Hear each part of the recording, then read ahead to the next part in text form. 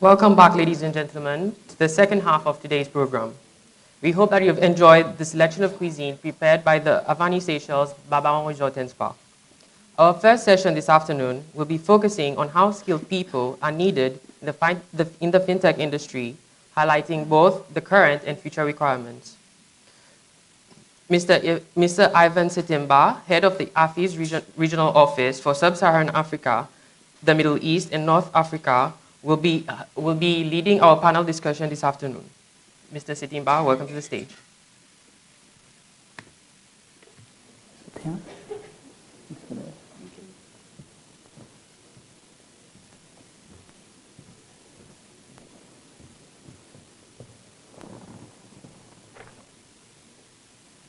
Good afternoon, ladies and gentlemen. As introduced, my name is Ivan James Setimba. I'm the regional head for the Alliance for Financial Inclusion for Africa and the Arab region.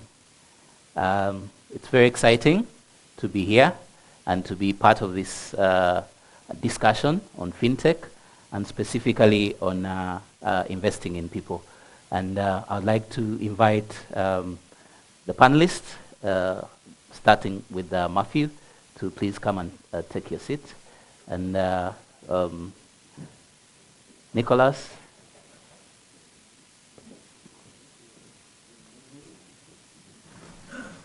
Okay, and Lena, is that the right? Okay, so we have three distinguished panelists. They'll be introducing themselves shortly as we go along. But again, to echo the previous moderator's submission, I'm sorry that we don't have gender balance on the panel. But again, we are supposed to be joined by Mrs. Elizabeth, but she's not been able to join us, so that's why we did better than the previous panel. We had we were trying to balance the gender, but we were not able to. Okay, so we will be looking at the skills required for fintech, and during the morning session we had quite a bit about what fintech is done and what it's doing. We heard that a number of companies now changing the way we've known financial services to be provided. So we see, for instance, the alternative credit scoring that is happening and digital credit that is being offered in so many countries now. And so we have seen disruption in the financial services sector. And so the question now is, how do we ensure that we have the appropriate skills for this disruption to continue? Because certainly something is driving this disruption. And for us to be able to build on this, when we talk about putting in place a fintech strategy for Seychelles, they should be, one of the things that we need to think about is the skills set that is necessary to drive this strategy. If we're looking at ensuring that financial service providers leverage on technology, we need to be able to appreciate how this technology is going to be built, how is it going to be used, and who is going to use it. So as we think about the fintech landscape, we need to think about how this, or how the human capacity to be able to drive this fintech is going to happen. So I think this afternoon, this is what we're going to be discussing, the skills that are needed to drive the development of the fintech sector. And with me, I would like to request each of the panelists within 2 to 5 minutes to provide, to introduce themselves and then also provide an overview of the topic. I'll start with Matthew. Thank you.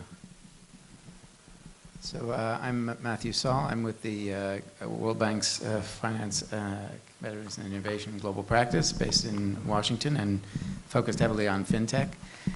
And I think to frame this conversation a little bit, I'd like to outline really 4 different types of skills that we might want to talk about and think about that are needed to really build out a fintech ecosystem here or really anywhere. The first is entrepreneurial leadership skills in building companies and in understanding how to bring a new value proposition to market and actually scale it up. And you'll often hear venture capitalists talk about the fact that they don't necessarily invest in a company, they invest in entrepreneurs and specific people who they think have the leadership or the vision to actually go and build something. Often that's somebody who has experience from a previous entrepreneurial company. In the case of fintech, we're looking for a particular kind of mix of understanding not only technology applications, but also the financial services elements of it. We heard from the gentleman from the Dubai Financial Services Authority how over 100 fintechs had engaged with the sandbox and only 2 had actually had a project that was worth putting through the sandbox. Most of the others came in not understanding the elements of financial regulation or the kinds of markets that they were getting into, and either had to pivot their business model towards working and partnering with banks or had to go back and do something else. So looking for that particular mix of skills, that leadership and ability to create a company, understanding both dimensions of financial services and technology. The second type of skill that will be needed to build these companies is actually the skilled employees, not just the technology skills of coders and developers, but also technology-oriented business development skills, marketing, sales, building out products and tailoring them to the local market and understanding how to deliver those and bring them to the market. And that's not just how many STEM students we graduate, but skills across the board. And we see that increasingly in many universities there's a requirement for liberal arts students to also take, for example, a data science course. Cornell University in the United States recently required that. So there's a broad range, again, mix of skills that's required, not just technology, but also business type of skills or the mix of technology into those marketing and other skills. Critical in developing a fintech ecosystem would be the regulator skills, and that's another and slightly different set of skills that would be required. We've already heard in one of the previous panels a discussion about the need of the regulators to understand these new businesses, the question of whether regulation comes first or whether the technology comes first or the innovation comes first. But there's no question that a certain amount of capacity building that the regulators will be required to build this ecosystem. And finally, the skills and financial capabilities of the consumers. Again, there was some things in the video that was at the start of the program, customers talking about their relationship to the services and what they understood and what they didn't understand. And as the complexity of financial services increases and as the types of capabilities that we give them through technology sitting on their phone may increase, the need to ensure that is used responsibly, with sensitivity to the actual needs of the consumer, but also avoiding things like over-indebtedness or exposure of personal information in unnecessary ways. So there's a need to build the capabilities of the consumer. So 4 different types of skills that we might want to consider as we extend this discussion. Thank you very much, Matthew. Nicholas?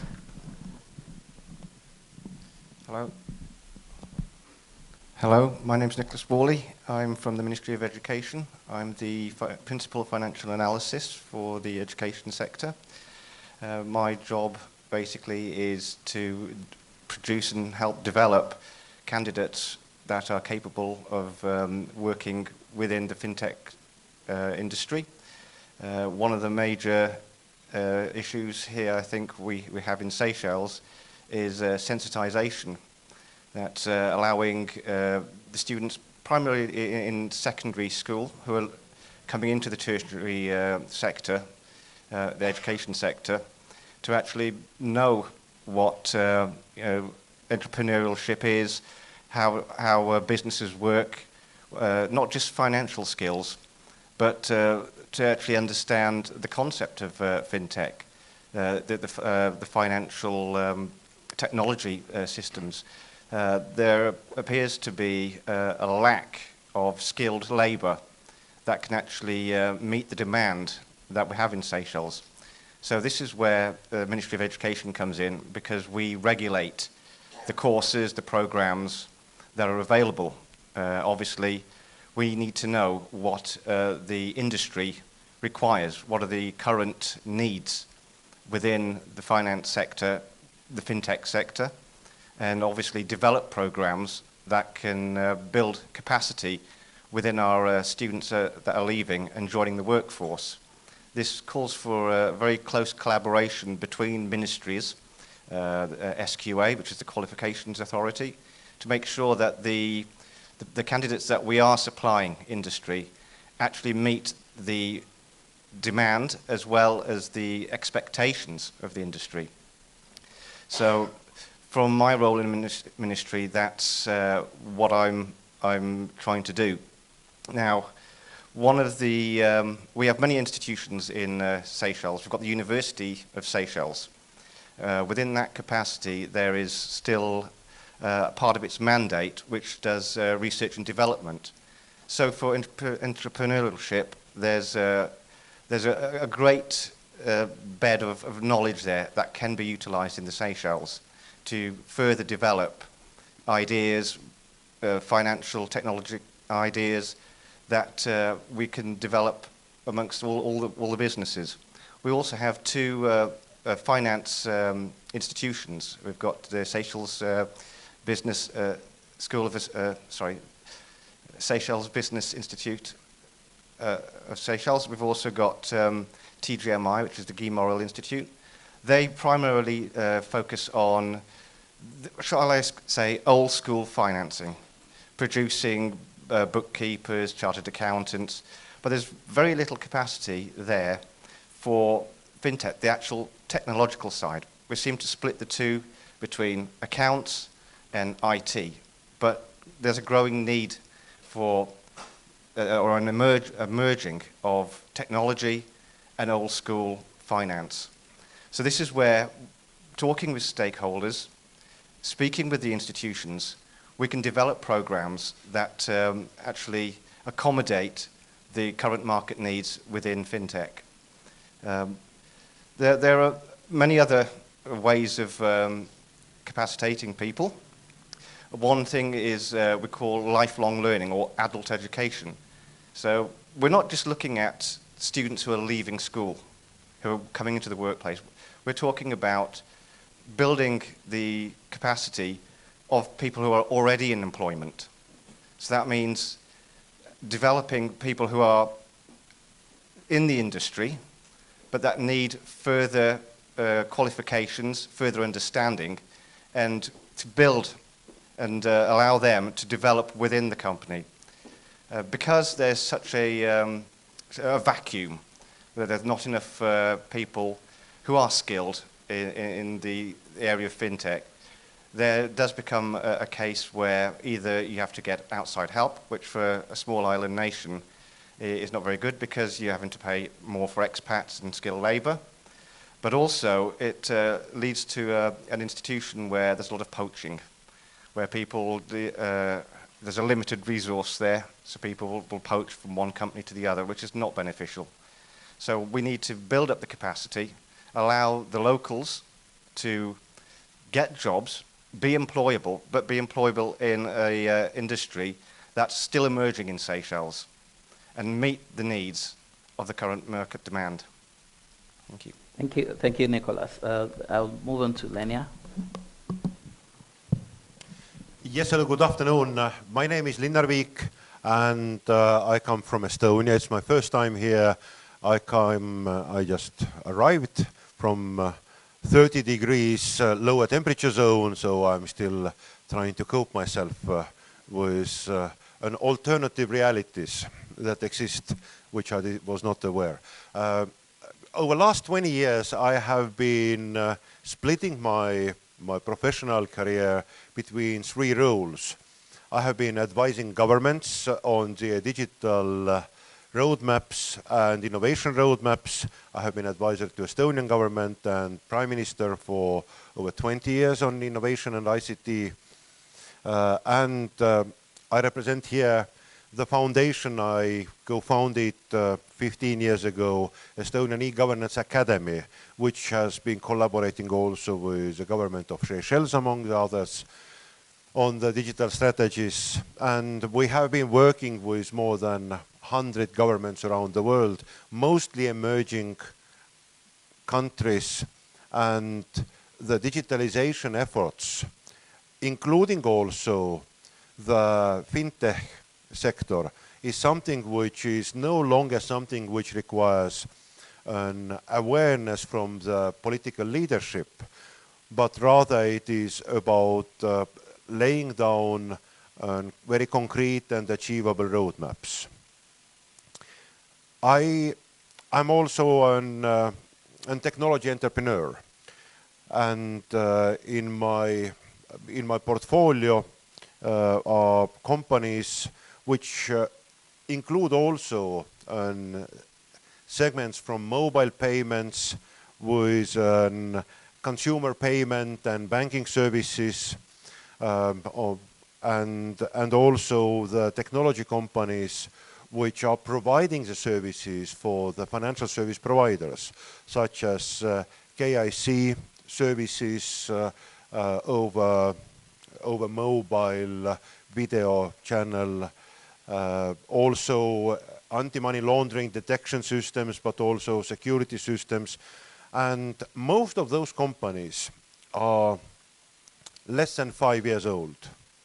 5 years ago, we would never been able to imagine that a AML, anti-money laundering, is something, and also the true beneficiary in the corporate banking is something which is not only outsourced but so technology dependent and triggered by so many new technological opportunities, replacing in the same time also a huge human resource needs in traditional banking. Just an example that per 1 million accounts, in average we have in Eurozone banking 100 persons working physically, persons working with AML issues every day. So imagine that if you want to be an anti-money laundering compliant for the international scenery, it's a totally new skill set which has actually nothing to do with a deep technological or legal or regulatory or entrepreneurial skills, but is extremely routine tasks in the big organizations, banks, which are performed every day. And now suddenly they are become data-driven, outsourced, and have formed an emerging fintech sectors, software as service and banking services, core services, also provided by external partners. And I'm also a teacher at university. That is to keep my kind of stamina in shape, because in front of students you can't go there and make fool of yourself. You need to be at least as good as they are. And you know, the students are better and better year after year. I have been Erasmus professor, which means in Europe that you are being beat by different European universities for your professorship every year now for 15 years. And I teach innovation management and technology governance for different students, mostly technology students, but also now to the law students. And I can say, working in the technology entrepreneur sector, advising governments and being also lecturer at university, being also co-founder of Estonian IT College and acting director of that college for 3 years, I can say government and education are extremely slow beasts, very slow moving engines if your prime minister comes out and says, I have an idea, then probability that that idea is going to be a reality is decayed. If it's a really kind of remarkable idea, it's not just that let's have a lunch idea, which can be done much easier than 10 years. And if you want something like skills to be delivered by education sector, then it's also a decade. By preparing a curriculum, preparing a professors, preparing and all the infrastructure around it, and in 10 years you get something which you no longer need. In terms of the technology development, we try focus more and more on the non-technological aspects and the core underlying fundamentals of technology. And whenever a software company came to me, say an Oracle, and said, why don't you teach Java to your graduates within the 20 academic credits? I said, well, Java is just another language which they can obtain the skills when they know the rest of the cores of the programming. But I'm looking very much forward to coming to the skills sector, because I see also that there are long-term solutions which are required for the sustainability of society, of economy, where universities play a very crucial role with the fundamental skills development. On top of that, the extra curriculum, the workplace education, and also many other solutions could be used to address the fast-moving technological impacts, which don't impact just only with the digitalization, banking and financial sector, but it's also transport, logistics, tourism, all public administration, industrial solution. Everybody's under pressure of the digitalization. And I have to say that all my graduates from Estonian IT College, the best graduates, they don't work at IT companies. They are the CTOs of Estonian capital Tallinn, they are CTOs of the ministries, they are big CTOs of the multinational transport and logistic companies, they are CTOs of hotel chains, they are CTOs of banks. They are the ones who require most of the new generation of the skills and new approaches.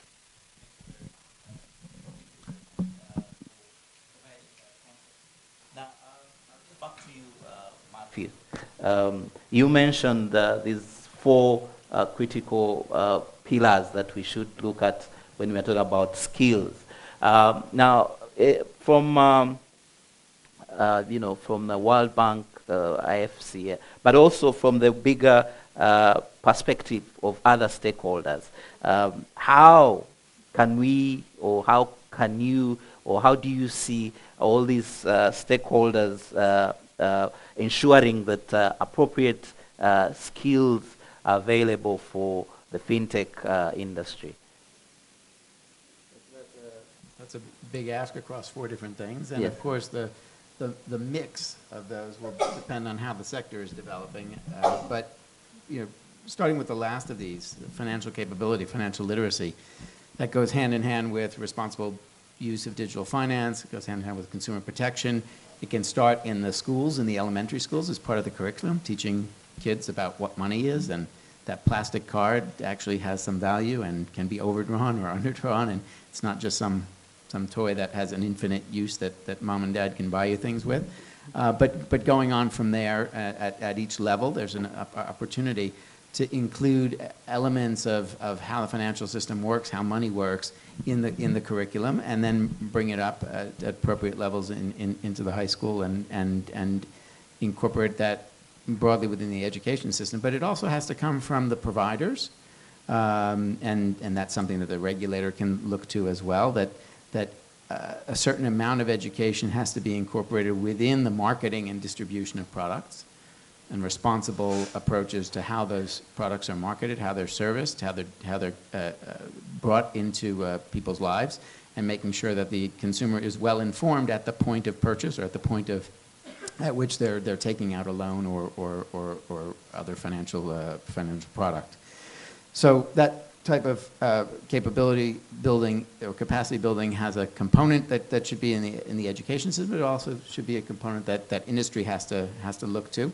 And the new providers have a particular responsibility, especially when they're talking about bringing new products and services remotely potentially without face-to-face interaction to people who are new to the consumption of those products and services. The regulatory capacity is a challenge because this is a new area globally. There isn't a surfeit of skilled regulators who have dealt with fintech for a long period of time and through multiple cycles.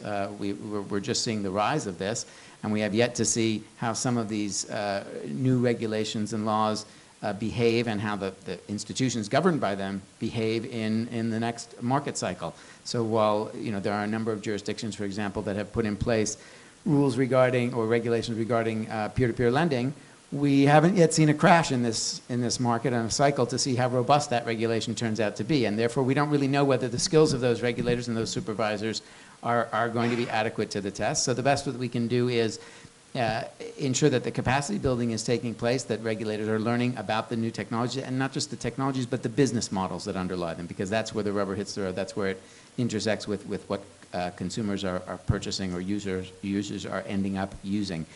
And so that capacity building can take place, again, across a number of different dimensions. Events like this one that a regulator might convene. World Bank provides training and capacity building in a number of different areas. We've run a couple of sandbox simulation trainings, for example, for different regulators.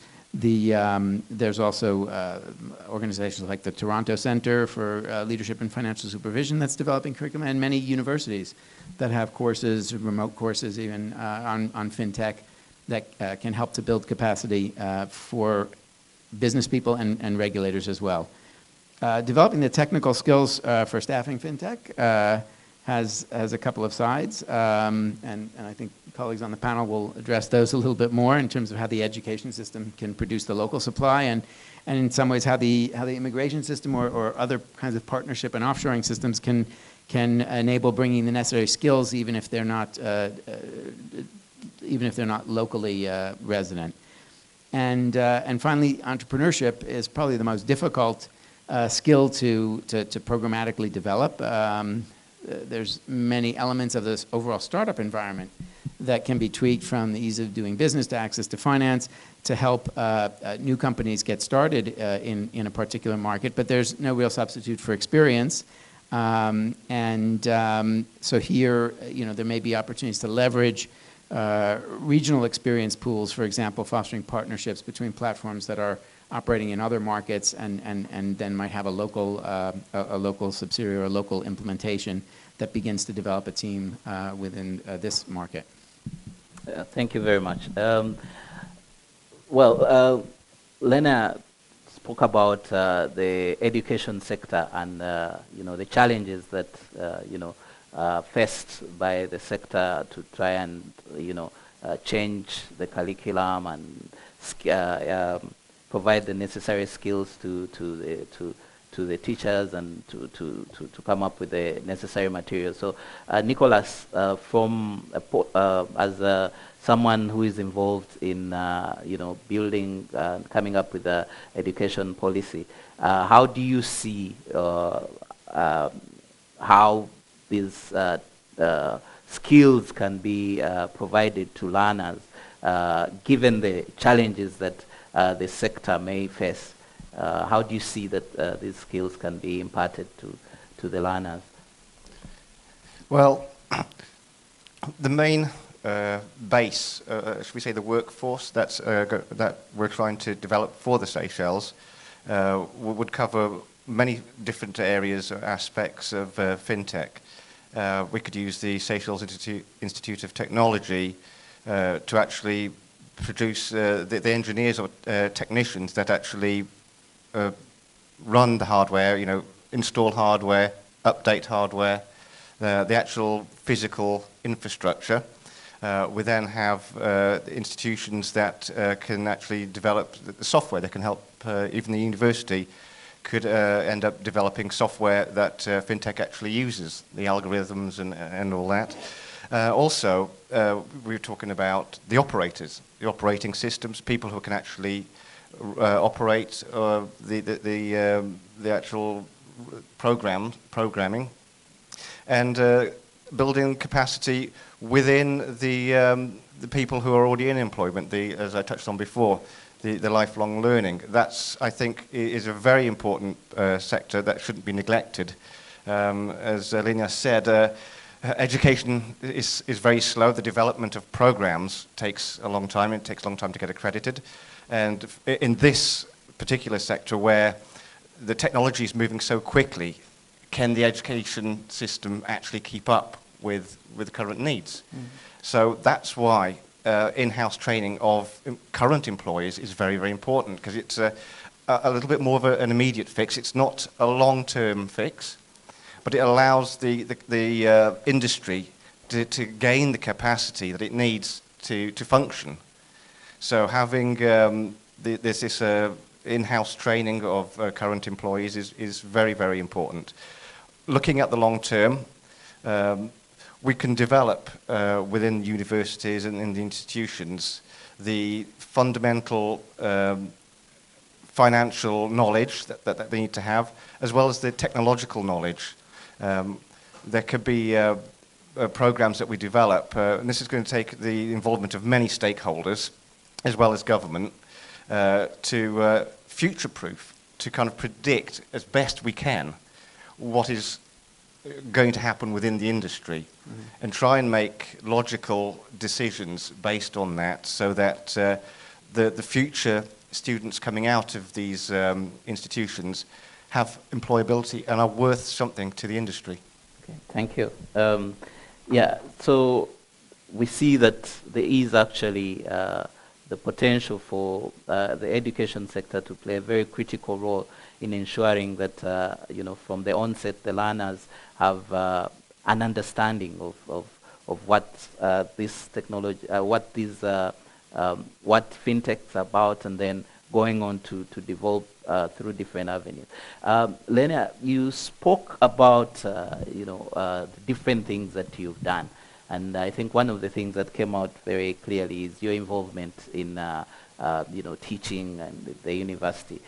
Maybe you could share those critical in-demand skills that one may require to be successful in the tech industry. But also, maybe we'll talk about this later on, but probably if we put into context a situation where you don't have a very huge mass of human resources, what are some of the ways in which you could actually either attract the skills into a country, or how would you navigate the challenge of not having the resources, the human resources that you may require for the industry to grow?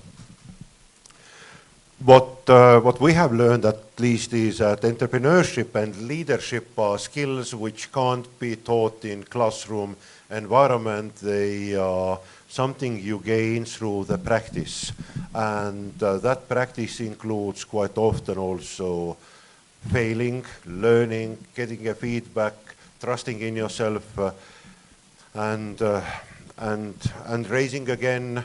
So entrepreneurship and leadership are something which require mostly I would say, a ecosystem that encourages entrepreneurship.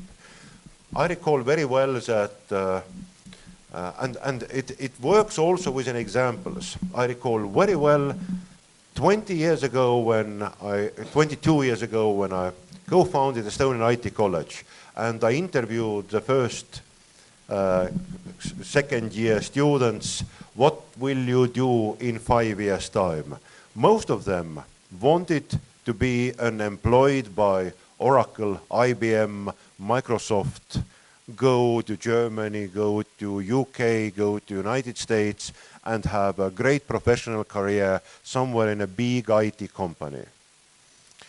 Then something happened 10 years later, and they all wanted to to work in startup companies where their skills would be, well, not a steady career path becoming a more senior and senior and senior working, but you can choose different sectors, and so-called T-shaped people became more important, meaning that you have an tech skills, but also you have an understanding how the logistic industry works, or how the food industry works, or how tourist industry works. You are curious how the technological skills of mine could be utilized for making that sector better.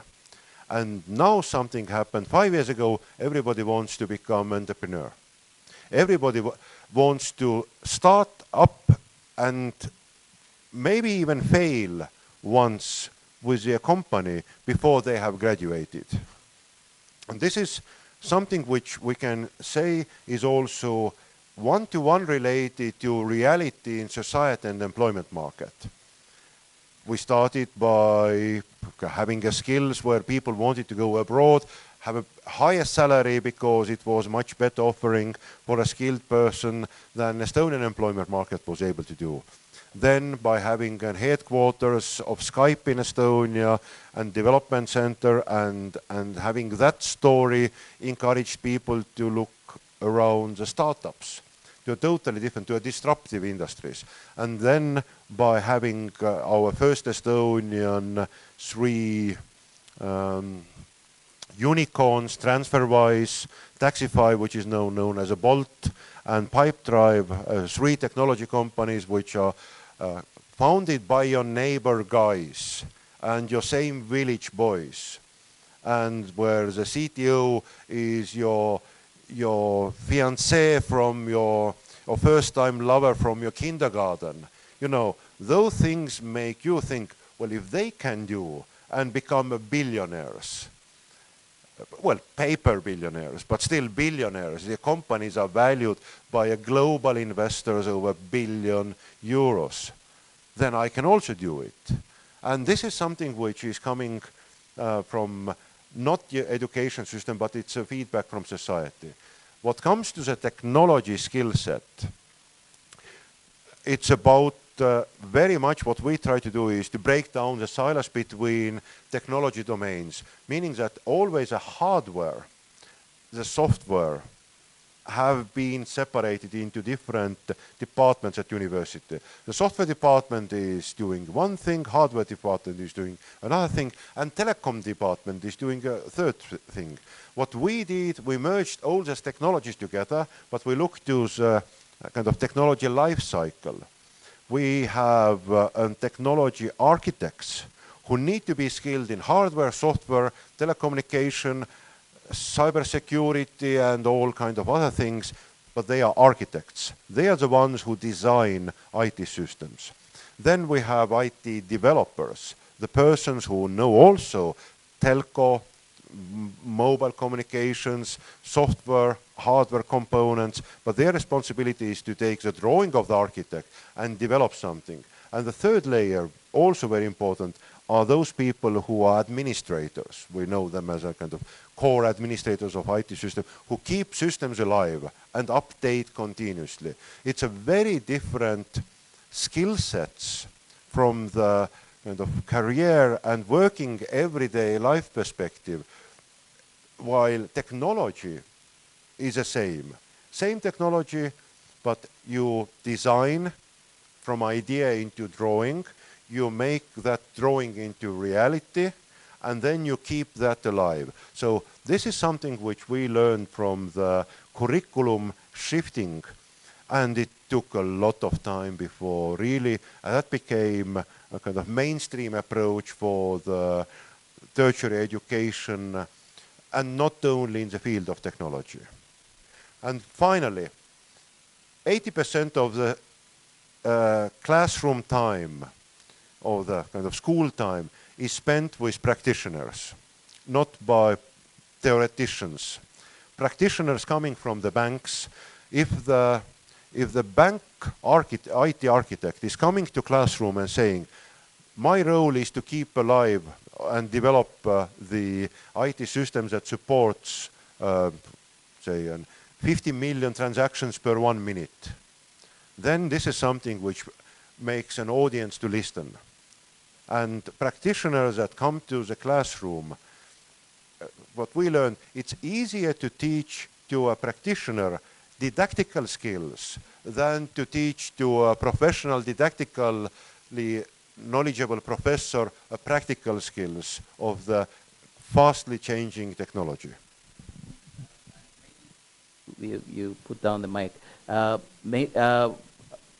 had asked about, if we put into context the Estonian setup where you have about 1.3 million people, but you also want to attract people to come or to people to be part of the industry. So how has that been done, and maybe what lessons? Yes, I understand. It's education, as I said, is not the solution in the next couple of weeks or month period. What might be you have heard, Estonia has developed a platform which we call e-residency. And well, you can also become Estonian e-residents, no problem at all. And everybody virtually on the planet Earth can become Estonian e-resident. E-residency means that you don't have a residence permit in Estonia. You are not citizen of Estonia, but you have an access to all the digital platforms and services created by Estonian government and private companies, including also creating a company in Estonia without physically being in Estonia.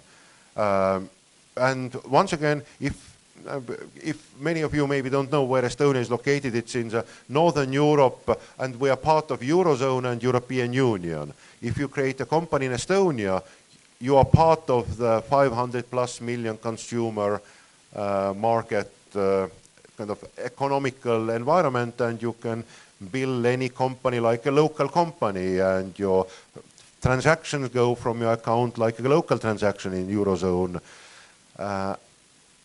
The purpose of that was to encourage to bring more entrepreneurs and skills also to Estonian business environment. And right now what we can see is that the skills shortage also in the field of technology competence is supplied a lot by Ukrainian and Belarus well-skilled technology graduates. Ukrainian university environment is graduating more engineers than all Scandinavia and Northern Europe together every year.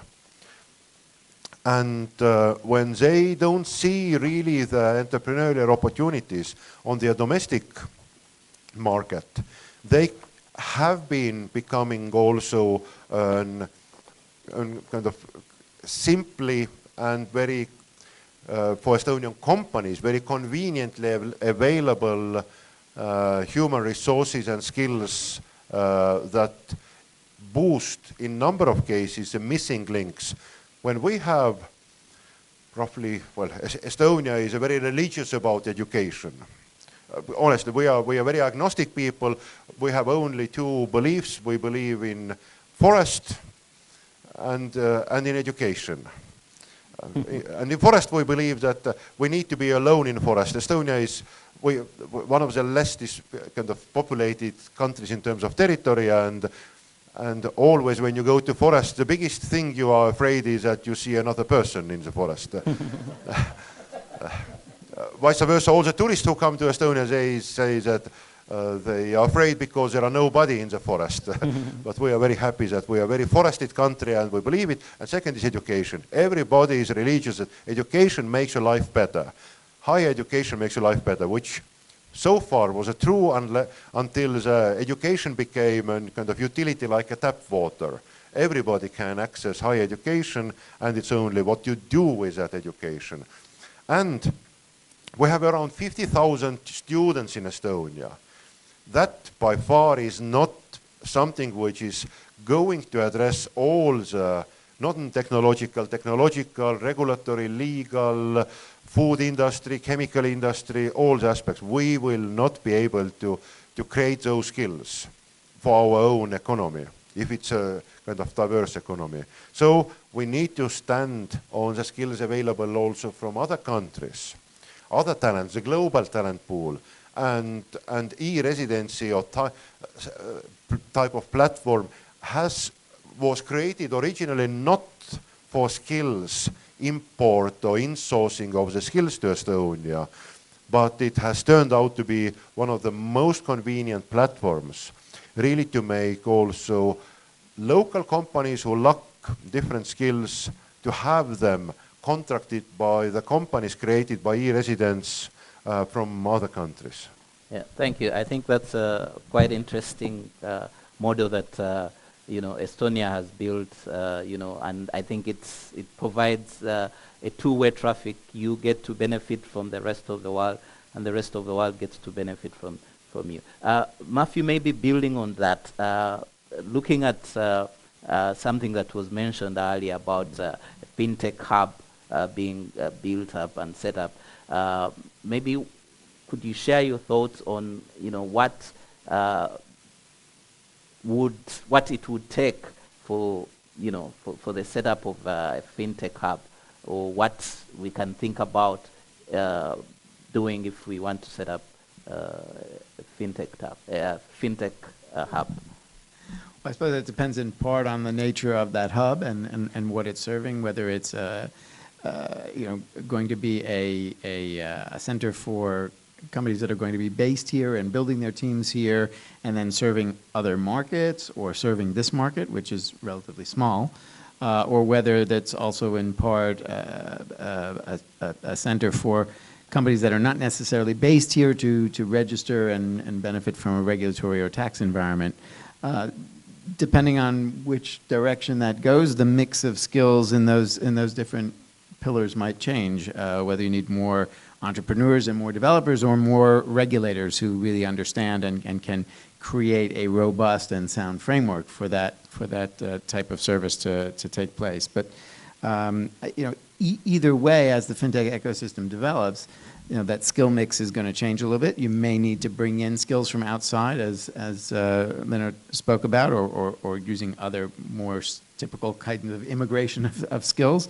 But it will also be important to have a constant feedback loop, and Nicholas talked a little bit about this, but between the industry and the regulators and the education system to both allow, and a fintech association can play a role here too, to allow a channeling of information on the needed skills back to the universities and the schools, or to the appropriate authorities in terms of immigration needs or e-residency needs, or whatever methods are being used to bring in outside skills.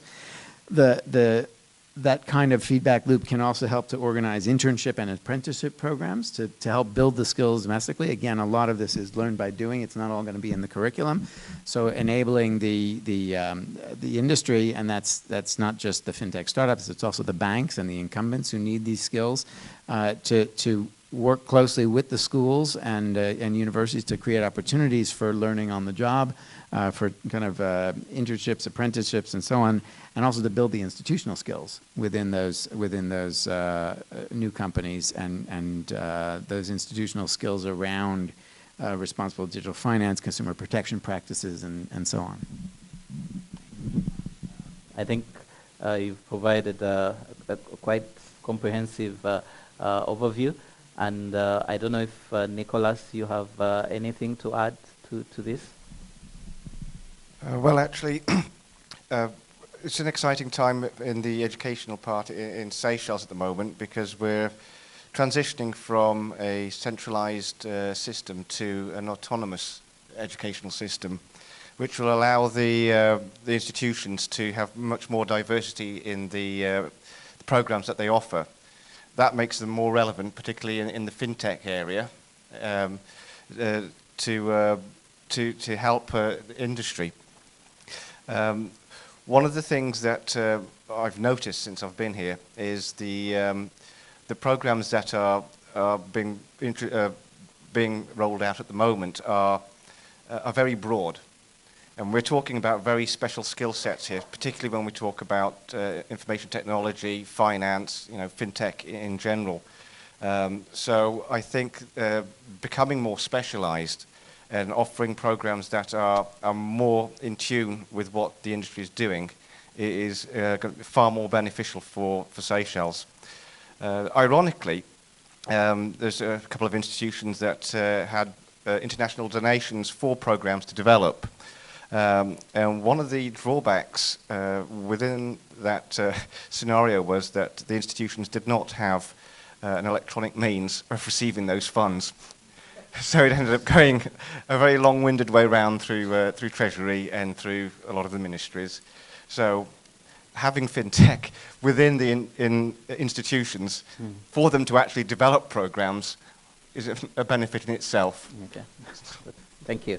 I know we're running behind schedule, so I don't know if there are any one or two burning questions or supplements to the discussion from the audience.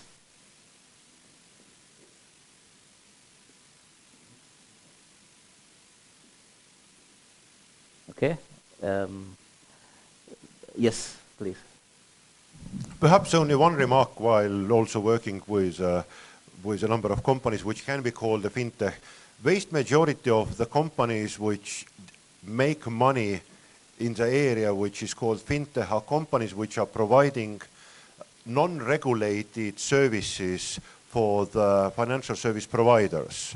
They are companies which make cloud solutions, they are companies that make new algorithmic methods, they are companies that make easy KICs, AML regulations, they are credit scoring companies, and all kinds of other companies who provide services to the banks and credit institutions.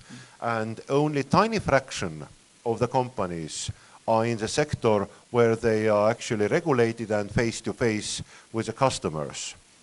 And when I have been looking to also I have been investing their second and third round investment, 90% of the money for those who are regulated companies goes to marketing, not technology. So if we're talking about fintech companies, then we need to make a very clear distinction between the companies which provide end user services, whether a business or consumer end user services. Secondly, whether they are regulated services, whether they are gray area services. And that for the customer acquisition is a majority concern of the companies working on that field, and the money is burning in the marketing, not in the deep technology development. More interesting but more difficult are the companies which work in the so-called deep tech side of the fintech, who are the ones who really create the new, unique and innovative technological solutions, which can be used also by other companies. And this is a big distinction, I think, between the players on the field. Thank you very much. Yeah, I think to just wrap it up, I believe that from the discussion we've had, that there is diverse skill set requirement to develop the fintech industry, from the entrepreneurship to business development to the hard or deep technology, and that we need to find a way in which to attract the resources to this industry, but also get the sense that there's need for integration, and there's need to remove the barriers that may exist between finance and technology, because they seem to be separate. But certainly, if we are to have human resources that can appropriately work in this sector, you need to have a merge of the two and ensure that as you go along, the resources have both the financial, have an understanding of the financial aspect, and also the technology. And I think also something that came up is the mentorship that Linnea mentioned, to see that, to provide a platform for others to learn and, be able to do things that have been done, and to show that, these things can be done. Yeah, so, and of course, the education sector is also very important, and certainly may need to catch up faster than probably it's been doing in the past, to ensure that as we go along, the learners get the appropriate skills, and those skills can be applied in the current in the current situation, and not 10 years later when everything has changed. So I think briefly that's a summary of the discussion, and I encourage the audience to reach out to my wonderful panel, any of the panelists, in case you have specific questions that you may want to answered. Thank you very much, and thank you for being a good audience.